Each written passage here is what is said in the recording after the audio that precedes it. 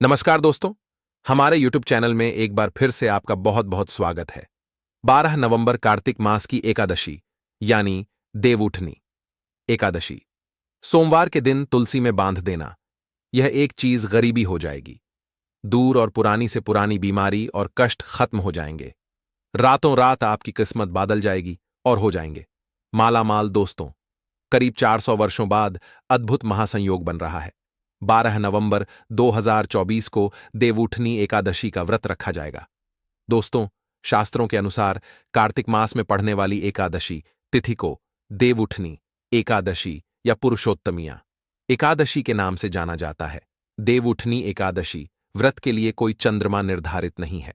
कार्तिक मास में पढ़ने के कारण इस व्रत को कार्तिक मास एकादशी व्रत के नाम से भी जाना जाता है। यह एकादशी व्रत 3 वर्षों में एक बार रखा जाता है। माना जाता है कि यह एकादशी व्रत रखना साधकों को पुण्य की प्रताप है।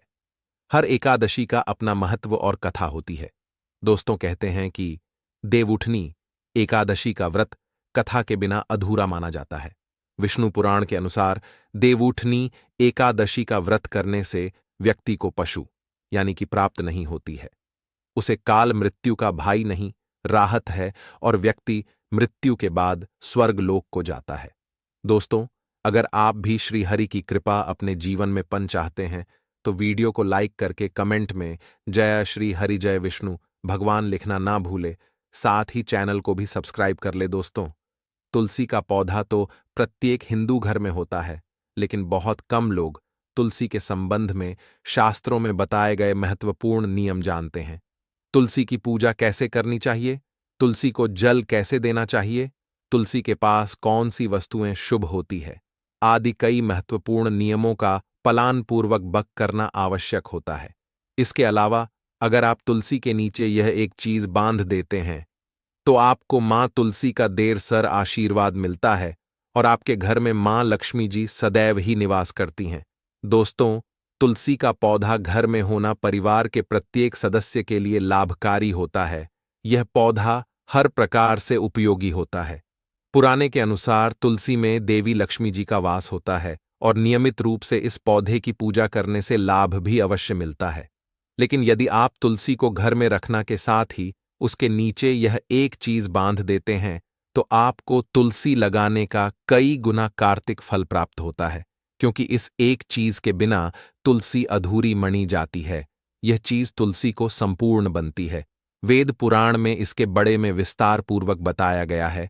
लेकिन इसी के साथ क्या आप जानते हैं कि सावन में तुलसी की पूजा करने से भगवान श्री विष्णु और माता लक्ष्मी जी अतिशीघ्र पर उत्पन्न हो जाते हैं और आपको आशीर्वाद मिलता है और जीवन में वह खुशियां मिल जाती है जिसके आप हकदार हैं। लेकिन तुलसी के नीचे यह एक चीज बांधना भी है जरूरी। दोस्तों, भारत ही नहीं बल्कि संसार के लगभग कार्तिक देवउठनी एकादशी देश में तुलसी को बहुत ही पवित्र की दृष्टि से देखा जाता है। अनेक औषधि गुना से भरपूर तुलसी का धार्मिक महत्व भी है। अनेक धार्मिक अनुष्ठानों और तांत्रिक प्रयोग में इसका उपयोग होता है। पुराने में तुलसी को भगवान श्री विष्णु जी की पत्नी होने का गौरव मिला है। इसके साथ तुलसी जगत जननी भी है, परमात्मा के अनेक दुर्लभ वरदान में से एक है। तुलसी के बैरवा को अमृत रूपी कहा गया है। जहां तुलसी का पौधा लगा होता है वहां ब्रह्मा विष्णु शिवा यानी कि त्रिदेव का निवास होता है और तुलसी की पूजा करने से महापाप भी इस प्रकार नष्ट हो जाते हैं जैसे सूर्य के उदय होने पर अंधकार नष्ट हो जाता है। शास्त्रों के अनुसार जिन घरों में का पौधा हर भारत राहत है उसे घर में सुख शांति और समृद्धि बनी रहती है। भगवान विष्णु जी की पूजा और प्रसाद में तुलसी के पत्ता होना बहुत जरूरी माना जाता है, क्योंकि इसके बिना पूजा अधूरी मढ़ी जाती है।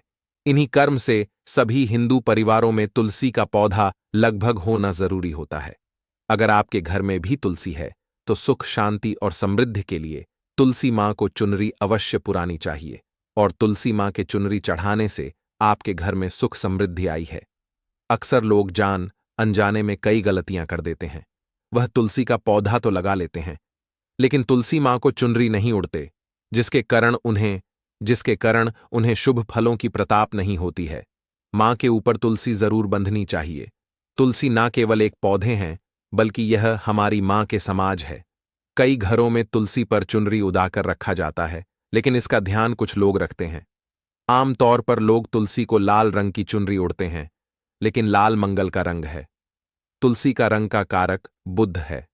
बुध और मंगल मित्र नहीं है, इसलिए तुलसी को सफेद चमकीली रंगीली चुनरी ओढ़नी अत्यंत अशुभ होती है। कई लोग यह भी गलतियां कर देते हैं कि तुलसी की चुनरी काफी पुरानी हो जाती है, फैट जाती है, लेकिन वह फिर एक अर्शी या फिर अन्य कोई शुभ दिवस पर चुनरी को लोग बादल देते हैं। लेकिन आपको केवल चुनरी को बदलना चाहिए, बल्कि साफ सुथरी चुनरी आपको हमेशा पुरानी चाहिए, और बिना चुनरी के मां अच्छी नहीं लगती है। तुलसी मां नाराज हो जाती है और आपको फलों की प्रताप नहीं हो पाती। दोस्तों, तुलसी में कई दिव्या शक्तियां विराजमान होती हैं। जो लोग तुलसी विवाह करते हैं उन्हें कभी कष्ट नहीं आते।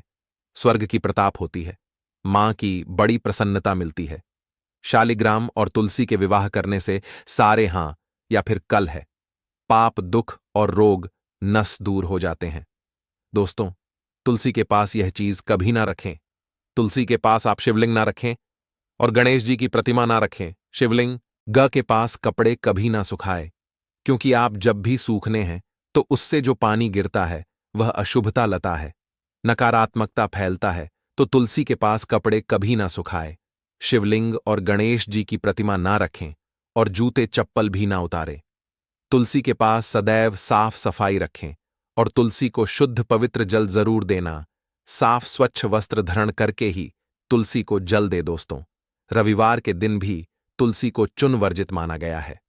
दोस्तों, कोई विशेष मनोकामना है, जीवन में अगर उपलब्धियां नहीं प्राप्त हो रही हैं, जीवन में कोई कष्ट है, माता लक्ष्मी की कृपा प्राप्त करनी है, तो आपको निश्चित तौर पर एकादशी के दिन तुलसी में आप एक लाल मौली ध ले लें। लाल मौली धागा में आप 5 हल्दी गांठ बांध लेने और अपनी मनोकामना बोलते हुए तुलसी के नीचे आप तुलसी में बांधिए और अपनी मनोकामना जरूर बोले। जो भी मनोकामना हो, नौकरी को लेकर हो, व्यापार को लेकर हो, संतान को लेकर हो, विवाह को लेकर हो, यानी एक लाल मौली धागा लेना है। लाल मौली धागे में 5 हल्दी की गांठ बांधकर और जाकर तुलसी में आपको नीचे बांध देना है। रातों रात करोड़पति बन जाओगे, हर मनोकामना पूरी हो जाएगी और 1 महीने के अंदर ही आपकी इच्छाएं भी पूरी हो जाएंगी। माता लक्ष्मी की कृपा बरसेगी, कभी भी धन की कमी नहीं होगी। दोस्तों, वैसे तो आप एक आदि के दिन आप एक लाल मौली धागा आप अपनी मनोकामना बोलते हुए ऐसे भी आप बांध सकते हैं। लाल मौली धागा बांधने से विशेष उपलब्धियां प्राप्त होती हैं, माता लक्ष्मी की कृपा बरसाती है, घर से दुख दर्द और काश का नस हो जाता है। तो आप माता तुलसी के पास एक लाल मौली धागा जरूर बांधे, अपनी मनोकामना बोलते हुए। इससे विशेष लाभ होगा। और साथ ही साथ कोई विशेष मनोकामना, धन प्रताप का मनोकामना है, या फिर आप चाहते कि घर में सुख समृद्धि हमेशा बनी रहे, तो आप लाल मौली धागा नहीं है, आप तुलसी के नीचे एक लाल चुनरी ही बांध दें। कोशिश करें लाल मौली धागा मिल जाए तो वह जरूर बांधे, नहीं तो आप एक चुनरी जरूर बांधे, इससे भी आपको विशेष लाभ होगा। तो दोस्तों, ये छोटा सा उपाय जरूर करेगा। युधिष्ठिर ने पूछा, ही गोविंद, कृपया हमें श्रवण की शुक्ला पक्ष में पढ़ने वाली एकादशी का नाम बताएं। श्री कृष्ण ने उत्तर दिया है, राजन सुनो, मैं तुम्हें पापों को दूर करने वाला वृतांत सुनाऊंगा, जो ब्रह्मा ने पहले नारद से पूछा था। जब उन्होंने इसके बड़े में पूछा था, नारद ने कहा है, कमलासन भगवान, मैं आपसे रावण के शुक्ला पक्ष में आने वाली एकादशी का नाम, उसके ईष्ट देव, उसके पलान पूर्वक की विधि और उसके धार्मिक महत्व को सुना चाहता हूं।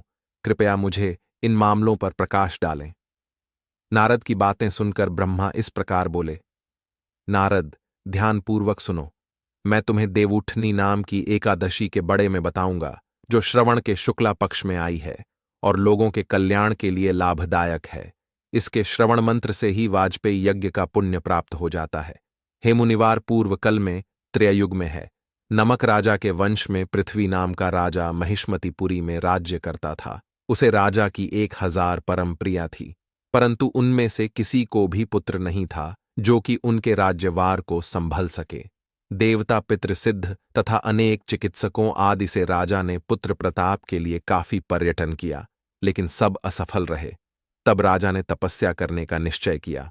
महाराष्ट्र के साथ उनकी परंपरिया रानी, जो इच्छावाको वंश में उत्पन्न हुए राजा हरिश्चंद्र की देवउठनी नाम वाली कन्या थी, राजा के साथ वन में जान को तैयार हो गई। दोनों अपने मंत्री को राज्य भर सौंपकर राजसिवेश त्याग कर गंधमान पर्वत पर तपस्या करनी चले गए। राजा ने उसे पर्वत पर 10,000 वर्ष तक किया, परंतु फिर भी पुत्र प्रताप नहीं हुई। तब पतिव्रता रानी कमल नैनी देवउठनी से अनसुया ने कहा, 12 मार्च से कार्तिक महत्वपूर्ण मलमास होता है, जो 32 मास पश्चात आता है। उसमें द्वादशी युक्त देवउठनी शुक्ला पक्ष की एकादशी का जागरण समेत व्रत करने से तुम्हारी साढ़ी मनोकामना पूर्ण होगी। इस व्रत के करने से भगवान तुम पर प्रसन्न होकर तुम्हें शीघ्र ही पुत्र देंगे। रानी देवउठनी ने पुत्र प्रताप की इच्छा से एकादशी का व्रत किया। वह एकादशी को निराहार रहकर रात्रि जागरण करती। इस व्रत से प्रसन्न होकर भगवान विष्णु ने उन्हें पुत्र प्रताप का वरदान कर दिया। इसी के प्रभाव से देवउठनी के घर कर उत्पन्न हुए, जो बलवान थे, और उनके समाज तीनों लोकन में कोई बलवान नहीं था। तीनों लोकन में भगवान के सिवा उनको जितने का समर्थ किसी में नहीं था। सहे नारद, जिन मनुष्यों ने मलमास शुक्ला पक्ष एकादशी का व्रत किया है, जो संपूर्ण कथा को पढ़ने या सुनते हैं, वह भी यश के भाग होकर विष्णु लोक को प्राप्त होते हैं। इस दिन कृष्णा की पूजा करने से जो फल प्राप्त होता है, वह गंगा स्नान करने या काशी नैमिषारण्य या पुष्कर जान से नहीं मिलता है। यह फल केवल कृष्णा की पूजा से ही प्राप्त किया जा सकते हैं। उसे कृष्णा की पूजा करने से वही फल प्राप्त होता है जो बृहस्पति के सिंह राशि में रहने पर गोदावरी या दंडक में स्नान करने से प्राप्त होता है। जो व्यक्ति सोना तालाब और चांदी सहित भूमि का दान करता है, और जो व्यक्ति देवउठनी एकादशी का व्रत करता है, दोनों को समाज फल प्राप्त होता है। कार्तिक एकादशी व्रत के पलान पूर्वक से घरेलू वस्तुओं के साथ दुधारू गे देने के समाज फल मिलता है। श्रवण में भगवान विष्णु की पूजा करना गंधर्व पर्गों और पन्नागों के साथ साथ देवताओं की पूजा के बराबर माना जाता है। इसलिए जो व्यक्ति पाप से डरते हैं, उन्हें देवउठनी एकादशी के दिन विष्णु की पूजा करने के लिए अपनी क्षमता के अनुसार हर संभव प्रयास करना चाहिए। यह व्रत उन लोगों के लिए सबसे कार्तिक लाभकारी हैं जो पापों के कीचड़ से भरे सांसारिक अस्तित्व में फैंस हुए हैं। यह अपनी पाप वित्रता और पापों को दूर करने की क्षमता में अद्वितीय है। इसलिए जिन व्यक्तियों ने खुद पर अनुशासन रखा है, उन्हें इस व्रत का पलान पूर्वक करने के लिए हर संभव प्रयास करना चाहिए। तुलसी के पत्तों से विष्णु की पूजा करने से मनुष्य इस संसार के सभी पापों से मुक्त हो जाता है, और वह वैसे ही बना राहत है जैसे कमल का पत्ता पानी में बेदाग राहत है। तुलसी के पेट से विष्णु की पूजा करने से एक मैप सोना या चौगुनी चांदी चढ़ाने के समाज फल प्राप्त होता है। विष्णु रतन मोती और मूंगे के प्रसाद की तुलना में तुलसी के पत्तों से कार्तिक प्रश्न होते हैं। तुलसी के अंकों से भगवान विष्णु का पूजन करने से जन्म जान मंत्र के संचित पाप नष्ट हो जाते हैं। तुलसी को मेरा नमस्कार, जिनके दर्शन से सारे पाप नष्ट हो जाते हैं, जिनके स्पर्श से शरीर शुद्ध हो जाता है, जिनके नमस्कार से रोग दूर हो जाते हैं, जिनके छिड़काव से यह भयभीत हो जाते हैं, जिनकी उपस्थित से भगवान कृष्णा का समित्या मिलता है, और जिनके चरणों में रहने से तुरंत मुक्ति मिलती है। यहां तक कि चित्रगुप्त भी उसे व्यक्ति द्वारा प्राप्त धार्मिक पुण्य की सीमा को नहीं समझ सकते हैं। जो विष्णु को समर्पित दिन पर दिन रात जलने के लिए दीपक प्रदान करता है, जिसका दीपक विष्णु के सामने जलता है, ऐसे व्यक्ति के अमृत पूर्वजों स्वर्ग में निवास करते हैं और अमृत से तृप्ति होते हैं। घी या तेल के दिल का दीपक जलन से मनुष्य को 100 करोड़ दीपक का सम्मान प्राप्त होता है, और वह सूर्य के लोक में पहुंच जाता है। ऐसे व्यक्तियों को अवश्य मानना चाहिए, क्योंकि यह सभी पापों को दूर कर देता है, जिसमें ब्राह्मण की हत्या या गर्भपात करने के पाप भी शामिल हैं। इस व्रत को करने वालों को विष्णु लोक की प्रताप होती है और महान धार्मिक पुण्य प्राप्त होता है। जो लोग श्रद्धा रखते हैं और इस व्रत के महात्म्य को सुनते हैं, विष्णु लोक को प्राप्त होंगे और सभी पापों से मुक्त हो जाएंगे।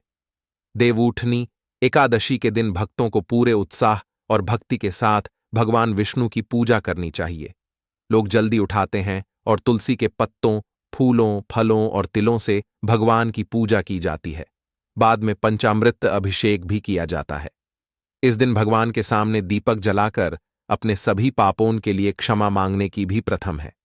इस दिन तुलसी के पौधे की पूजा करने का विशेष महत्व है, क्योंकि तुलसी जी को भगवान वैष्णव का पूजनीय माना जाता है। देवउठनी एकादशी के दिन तुलसी के पत्तों के दर्शन मंत्र से सारे पाप धुल जाएंगे और उनकी पूजा करने से सभी रोग दूर हो जाएंगे। तुलसी के पौधे को पानी देने से व्यक्ति को मृत्यु के देवता भगवान यह के प्रकोप से बचाया जा सकेगा। इसलिए यह देवउठनी एकादशी व्रत अनुष्का के दौरान एक प्रमुख भूमिका निभाते हैं। और कार्तिक देवउठनी एकादशी हिंदू इसी कारण से अपने घरों में तुलसी का पौधा लगाते हैं। देवउठनी एक आकाशी पर लोग पूरे दिन कुछ भी पीने खाने से परहेज करके पूर्ण उपवास रखते हैं। यदि पूर्ण व्रत संभव ऐन हो तो आशिक व्रत भी किया जा सकता है। इसमें फल और दूध से बने उत्पाद खाने की इजाजत है। ब्राह्मण को भजन करने और पैसे और कपड़े दान करने के बाद तोड़ा जाता है। देवउठनी एकादशी व्रत के पलान पूर्वक कर्ता को रात में जागरण करना चाहिए और भगवान विष्णु की स्तुति में कीर्तन और भजन गाना चाहिए। इस दिन विष्णु सहस्त्र नाम का पाठ और ओम नमो नारायण का जप करना शुभ माना जाता है। देवउठनी एकादशी पर हिंदू तीर्थ स्थलों पर भी जाते हैं और गंगा, गोदावरी, यमुना, कृष्णा और कावेरी जैसे विभिन्न तीर्थ में स्नान करते हैं। भगवान विष्णु के मंदिरों में इस दिन का बहुत महत्व है।